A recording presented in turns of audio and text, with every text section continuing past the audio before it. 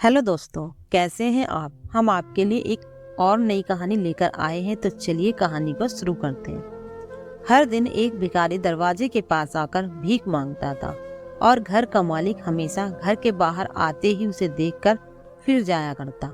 कई बार उसके लिए गालियां भी बकता। वो कहता, तू जिंदा ही क्यों है, पूरी जिंदगी ऐसे ही भीख मांगेगा क्या, धरती का बोझ क्यों बना बैठा है। और कभी कभी उस भिखारी को गुस्से में वह धक्का भी मार दिया करता। इतना कुछ हो जाने के बावजूद भी भिखारी के मुंह से सिर्फ यही निकलता कि भगवान तुम्हारे पापों को माफ करे। एक बार सेठ को धंधे में बड़ा नुकसान होने की खबर मिली। सेठ बहुत परेशान था कि तभी उसके दरवाजे पर वही भिखारी आया।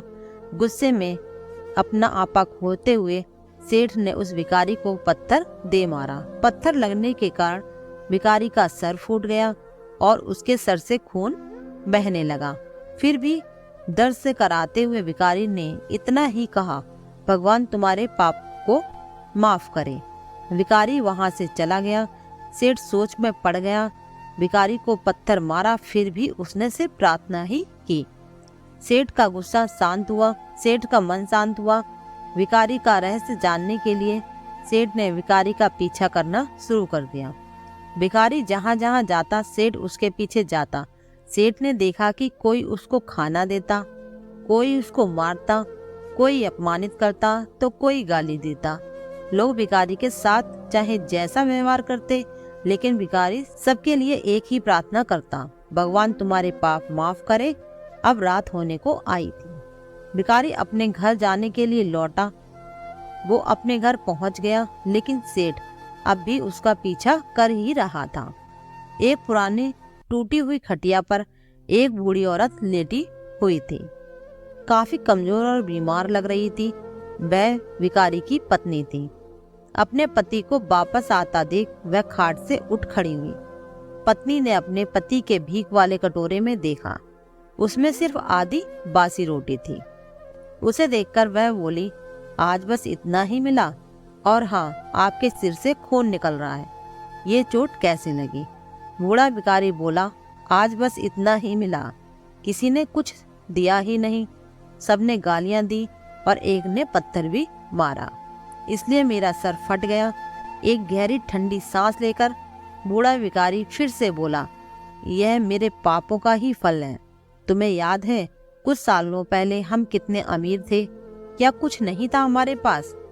हमारे पास हर चीज जरूरत से ज्यादा थी, लेकिन हमने कभी दान नहीं किया, और उससे भी बुरा हमने उस अंधे भिखारी के साथ किया जो हमारे द्वार पर भीख मांगने आया करता था। बूढ़ी पत्नी की आंखों में आंसू आ गए।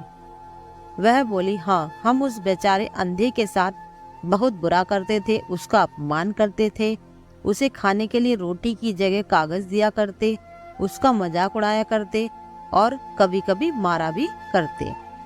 एक बार मैंने उसके मुंह पर मिट्टी भी फेंकी थी, और वह हमेशा दुखी होकर यही कहता था कि भगवान तुम्हें तुम्हारे किए की सजा देगा, भगवान तुम्हारे पापों की सजा जरूर देगा।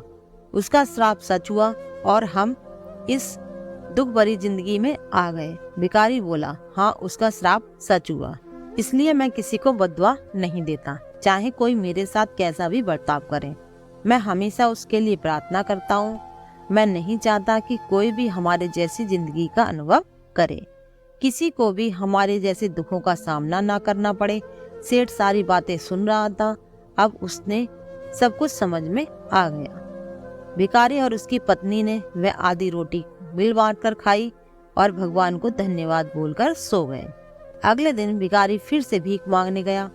सेठ के घर के पास जाता है। सेठ ने पहले से ही गरम रोटी उसके लिए निकाल कर रखी थी। उसे देते हुए सेठ विनम्रता से बोला, माफ कर दीजिए बाबा, मुझसे बड़ी गलती हो गई। बूढ़ा भिखारी बोला, भगवान तेरा भला करे। इतना कहकर वह आगे निकल गया। आदमी चाहे किसी के बारे में बुरा कहे या भला करे, लेकिन भगवान सिर्फ कर्म के हिसाब से उसको फल देता है।